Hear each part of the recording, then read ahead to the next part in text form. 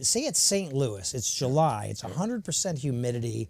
The tour is called the Burning It Down Tour. You're surrounded by smoke, flames, pyro, lasers, and you've got to nonstop for 90 minutes. Yeah. It's like playing drums in a hot yoga studio. And let's just say that I got the runner trots. Oh. You know what I mean? And so you're like, give me another Imodium. And you're just like, you're only supposed to take like give me another Imodium. I'm popping them like Tic Tacs, just praying to God, get me through this. You're just like, it's embarrassing, but you know, what are you gonna do?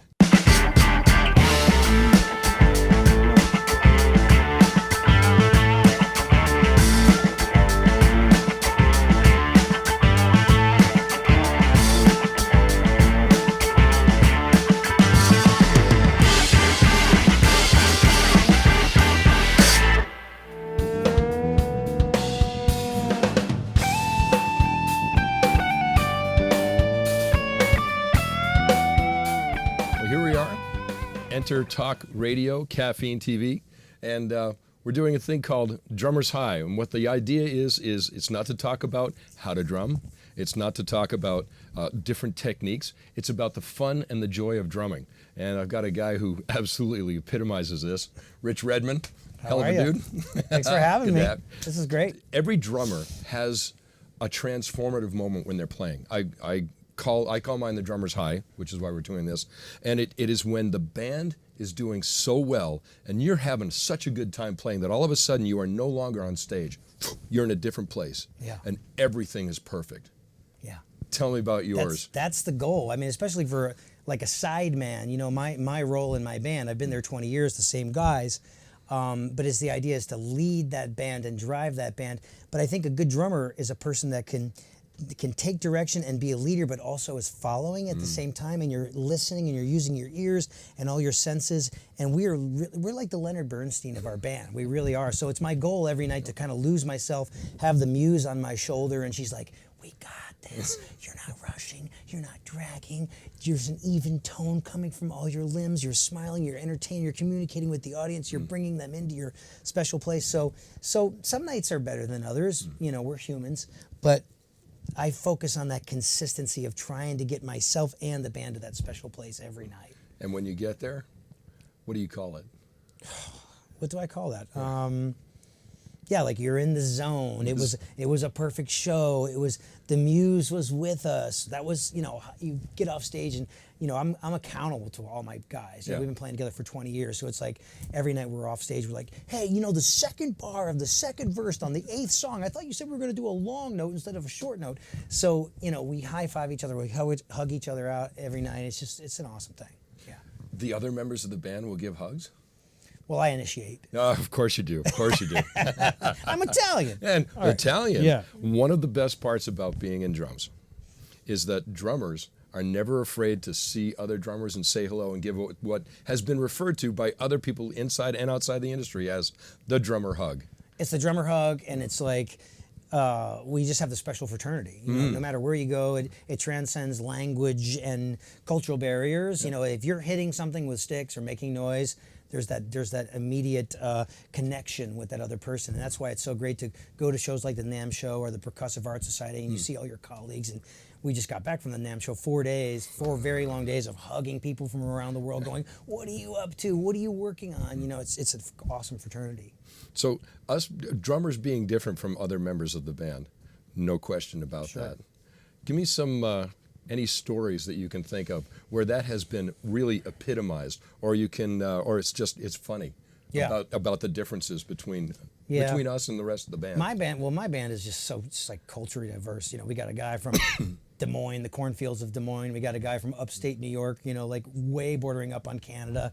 And Jason's from the deep South, and I'm from Connecticut, and then I grew up in Texas. But everybody in my band is an absolute sports fanatic. So like basically like the fantasy football, the fantasy everything, ESPN updates. They're at every device on the bus is on ESPN. I'm like, what do I watch, guys? Yeah, I got to go on my bunk and watch Netflix. But you know, it's a beautiful thing that makes our combination of personalities work. You know. Excellent. Yeah. So your instrument. Do you consider your instrument a tool, or is it an organic living thing that you are a part of when you play it? And how does that affect the way that you pick what you're using and how you play what you're playing?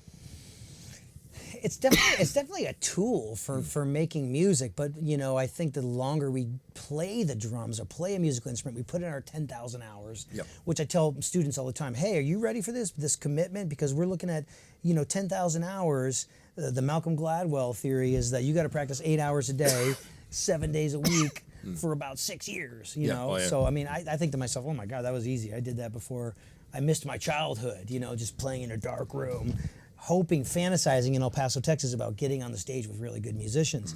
But yeah, when you're in that zone and you've put in your time, it is just, you're at one with the instrument. And we can always tell, it's like poetry in motion.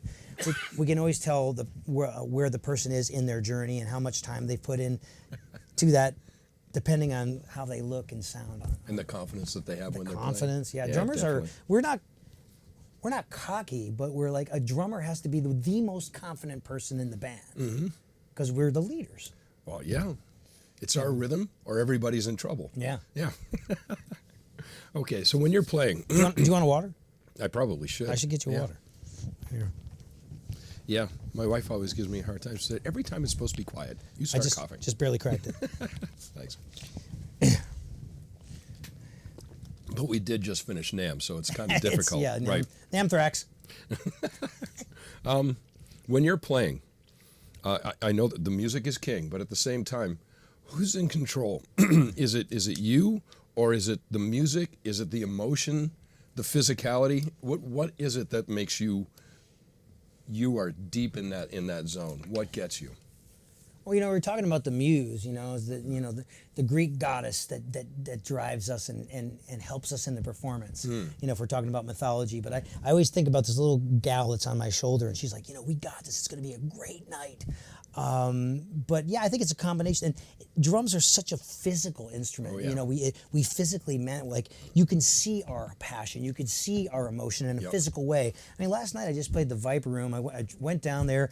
It's pay to play. I paid to park the whole day.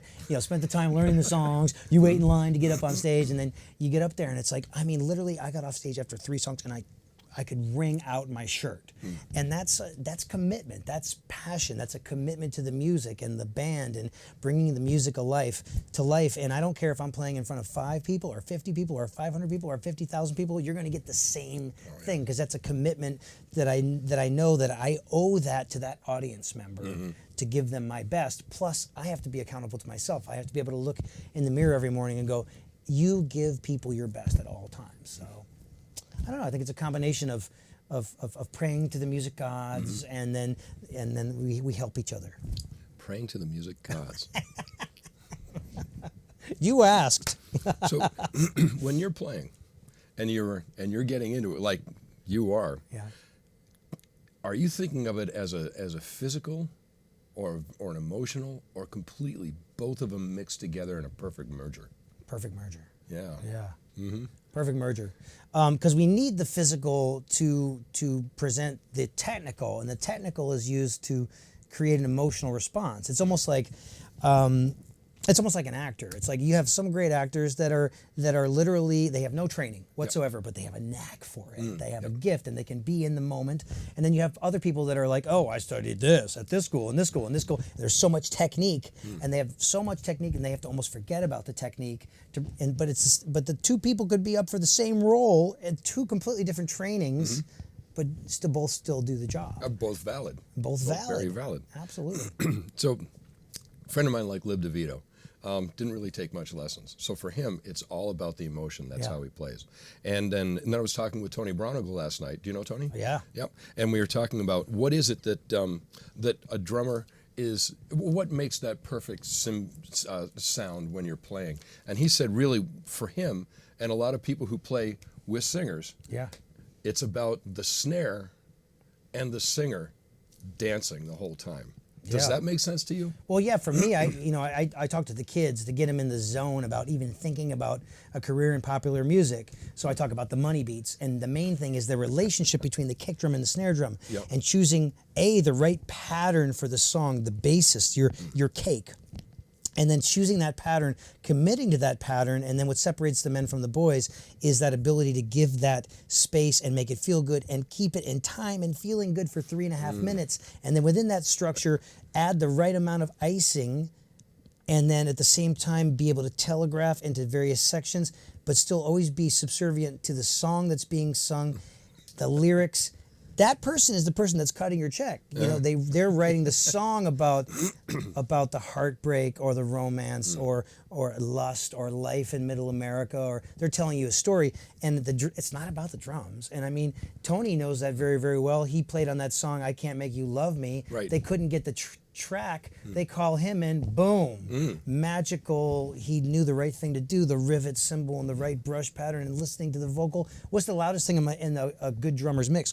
Vocal, right? Yeah. Oh yeah, definitely. And then lib. I mean, you know, like when I listen back to that story, like they were cutting pre-click track, and he's listening to Billy and just the headless toms and all the sweat and the kick and snare. He's one of my favorite drummers. And talk about a path in life where you look up to these people as a younger student of the instrument, and then before you know it, you can text these guys. Like, hey, Liv, check this out. Hey, Tony, let's go get a martini. Like, they're my friends now. It's like so cool. Drummers become friends at an early age, right? So now, you sort of hit on something which is going to be my next question, which I'm glad you did. It was an excellent segue. What was it along your way that made you say, first of all, I want to be a musician, and second of all, I have to play drums. I could play other instruments, that would be fine, but no, I need to be a drummer. What were the clues that came along, and what led you into doing this? Yeah. Well, I was type A, restless kid in Connecticut, and my dad was like, do you want to play the drums? Like they were looking for an outlet for my energy, and I was like, yeah, that sounds like a good idea. And he got me signed up with lessons, and the Blue Sparkle snare drum and how the whole sticks, and started my journey. And then when we moved to Texas, and I realized in the 5th grade band, I was like, oh wow, like I can play this instrument, and it's an icebreaker. People are like, oh, you're talented, that's nice, and then you can make friends easier and that kind of stuff. So there was a social aspect. And then in 1983, when the Police came out with Synchronicity. And I was watching Stuart Copeland on MTV, and then in 1984, Van Halen came out with 1984, which I think is celebrating like its 35th anniversary. Or, I don't know. It's like that would be 35 years. 35. Just like, and said, what? And so I had it on cassette, and I was like, I'm gonna do this. And so then I got the Carmine Appice book, the Realistic Rock, with the little cutout, and you drop the needle on, and it's like 1, 2, 3. And just playing along with Carmine. And by the way, the other night I just did the Bonzo Bash, and Carmine comes up to me. He's like, hey, MFer, what's up? Gives me a big hug. My hero with purple tips in his hair. And I'm like, this is such a cool fraternity. But I just knew that somehow we know that it's our calling. Yeah. When you know that it's making you happy, and then as a result, you're making other people happy, and you're changing their life. You're changing people's lives. And we could do that through music. We could do that through entertainment. We could do that through education. So I love all of it. Beauty. Oh, there is something about being able to not just play the music that's out there, but being able to physically get yourself into it, which ignites the emotional portion. You could be at a party, and you're just like, there's this old set of CB700s in the corner, and everyone's had maybe a cocktail, and it's like, get over there on the drums. And it's just like, people love drums. It's man's first instrument. So have you ever been out on a date and you started tapping along, and the girl thinks that you're not paying attention to her, but in reality, you're burning off the energy and you're doing something so you're paying more attention to her? Does that happen a lot to you? Yeah, I mean, we're always tapping. I know. Humming and clicking. Terrible. I was listening to a track the other, and I was breathing in time to that track. She's like, what are you doing? I was like, oh, sorry, it's just, rhythm. I do everything in rhythm. I was like, catch yourself wink, walking wink. the music. Sorry. Catch yourself walking the music on the radio that's playing and you do that? Oh, yeah. All the time. Yeah, and then the steering, if your turn signal is, it's like there's all that stuff everywhere, and that's your metronome, and you start subdividing things on the dashboard. We're crazy. Yeah, and people make fun of us for that. Yeah, we got the leg up because we are really enjoying ourselves. We're having more fun. We don't have to go to the office. Time to make the donuts. I mean, we're playing drums. This is great.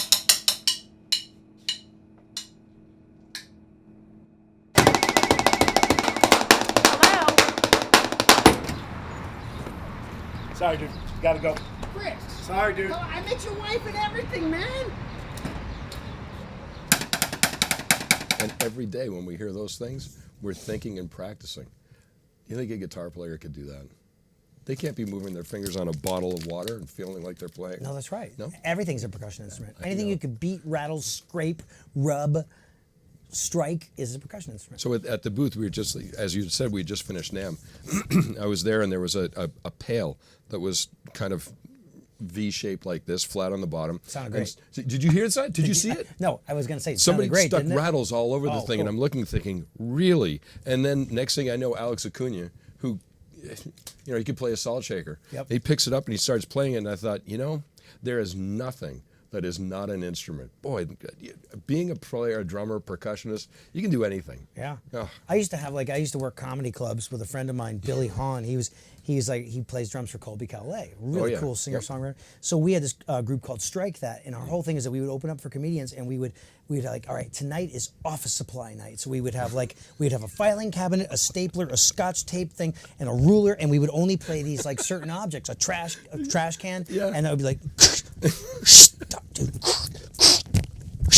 and we would play it, and then we would heckle the audience instead of having them heckle us. We would pick up the salt shaker and play like, and I would grab someone's beer and drink a beer, and then go back to playing the household object. So fun, and it was like we made music. Oh man, that's fantastic. Yeah. There are people. I went to Manhattan School of Music, and there were people who were doing that John Cage type stuff? Thank you very Yeah. much, John Cage. Yes, and it was that 3 minutes and 40 seconds, 4 minutes and 30 seconds. Just sitting there, right?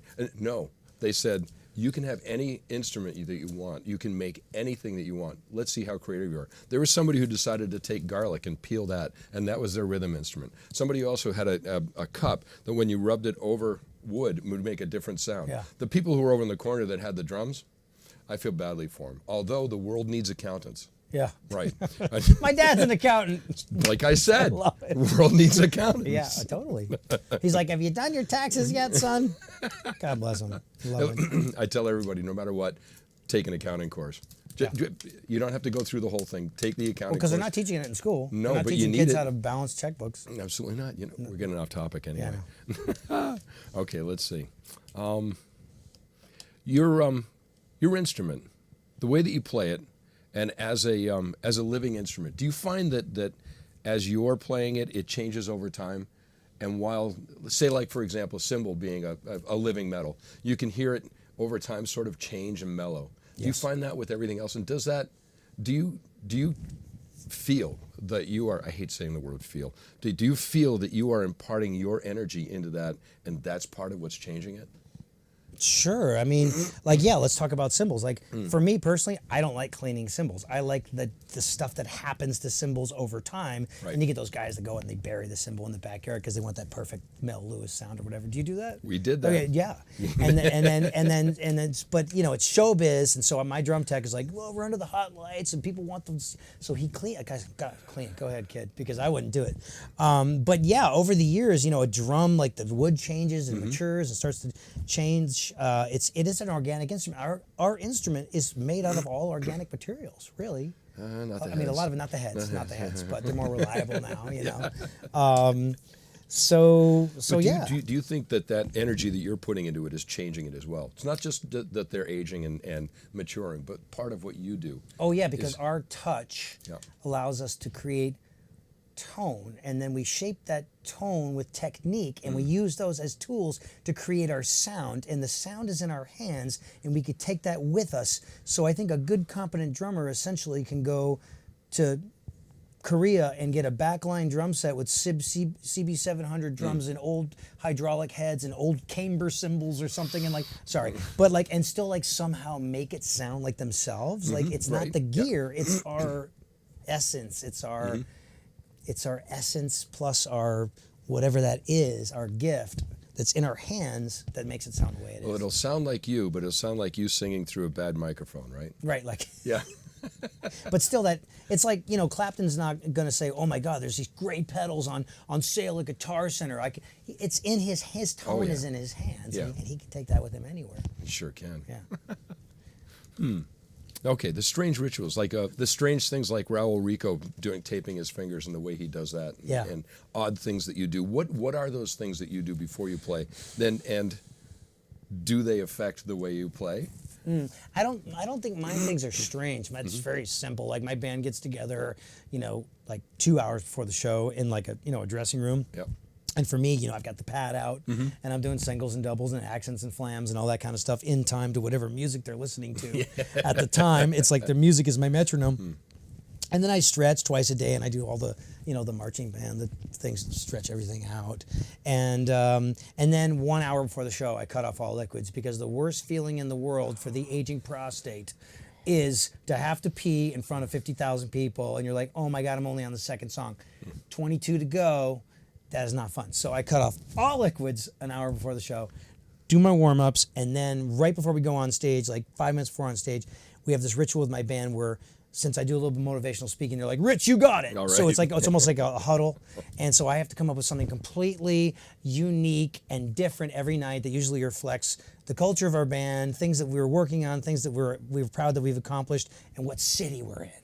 And so I'm like improv, comedy, motivational guy, and we do a toast every night, and I have to come up with it. Wait, you do a toast? I thought you cut off all liquid. Oh, but that's the last thing. And sometimes, depending if I'm dieting, I won't. I just chuck it. Yeah. Don't let anybody know you do that. That's the right way to do it. Yeah. So when you found out that you needed to stop having liquids 2 hours before you were playing, were you in the middle of a set? Oh, yeah. Yeah. A lot of things have happened on stage that it's the commitment to the show. The show must go on. The drummer has to be there. We don't have that luxury of going, I'm just going to go out back and pee or, puke or there's the bucket right there. Okay, give me a good story of what happened that you can tell that happened on stage that you don't ever want to see happen again. Yeah, it's just that thing where say it's St. Louis, it's July, it's 100% humidity. The tour is called the Burning It Down Tour. You're surrounded by smoke, flames, pyro, lasers, and you've got to nonstop for 90 minutes. Yeah. It's like playing drums in a hot yoga studio. And let's just say that I got the runner trots. Oh. You know what I mean? And so you're like, give me another Imodium. And you're just like, you're only supposed to take like give me 4 another a Imodium. day. I'm popping them like Tic Tacs, just praying to God, get me through this. And you're just like, it's embarrassing, but what are you gonna do? Your tech loved you for that, didn't I'm he? like, another Imodium. It's so bad. All right, we only got a couple minutes left, so I'm going to ask you some quick fire questions. Who are your top 3 non-drumming heroes? Mom, Dad, and Napoleon Hill. This is cheating. No, I have to give props to Mom and Dad because they recognized I had a talent early on, and they were so supportive. And then Napoleon Hill because I'm a student of his, positivity. Really? Yeah, the law of success. Good job, man. All that, yeah. Yeah, right off the top. Way to go. If you couldn't play drums, of any other profession, what would be your second choice? I would be a shirtless saxophone player, and I would circular breathe and entertain all the ladies. So you'd be Kenny G's younger brother? I would be a combination of the guy from the Lost Boys with that guy all greased up that used to play in Tina Turner's band, and then the other guy that goes around to Targets and strip malls and entertains people. No, seriously, why not? I want to be a sitcom. Totally want to be a sitcom actor. I want to be like Jack Tripper's friend that comes in, Larry, Jack, I need $20. I mean, I want to be that guy. It's still my goal in life to be able to do some sort of a sitcom thing. Interesting choice. Yeah. But it's entertaining. Yeah. Very good. Any casting directors out there? Directions to Le Mensonge on 3rd Avenue. I'm sorry, I could not find Le Mensonge on 3rd Avenue. Please try again. Directions to Le Mensonge. I'm sorry, please try again. I'm sorry, I didn't catch that. What's the strangest venue, aside from what you just described with the Imodium popping, what is the strangest venue in which you've played? Let's see, a lot of weddings, bar mitzvahs, supermarket grand openings, kicking jokes for comedians, backing up jugglers, Really? All that stuff. Really? Yeah. So you were kicking off for comedians where typically nowadays you see Or comedians are there for Zoom. you're catching the comedian. I've done it, and then the divorce parties and weddings, and then corporate parties with the big. You're wearing the afro with the giant the shirts, or you're in a metal band and you got the cucumber in your pants and the all that. Seriously, Done all that stuff. Yeah. What a great gig. So they're all embarrassing moments that I'm happy to talk about. Well, actually, that's the next question. Name one thing you would never want to do again. Be in St. Louis on 115 degrees. Fair point. Okay, last question. allowed only one style of rhythm, only one rhythm style for the rest of your life, what would you pick? A rhythmic style? Yeah. And why? I think that the world over loves the feel of kick on 1 and 3, snare on 2 and 4, eighth notes on the hi-hat, Phil Rudd, praise the Lord. It just, you put on Back in Black, you don't have Yeah. to speak the English language. I think you're right. Yeah. And it's the emotion that gets you? Yeah, the emotion that carries it over. Yep. Deep. Beautiful. Yeah, man. Good job. Thanks for having me. Thank you. Yeah. And thanks for watching.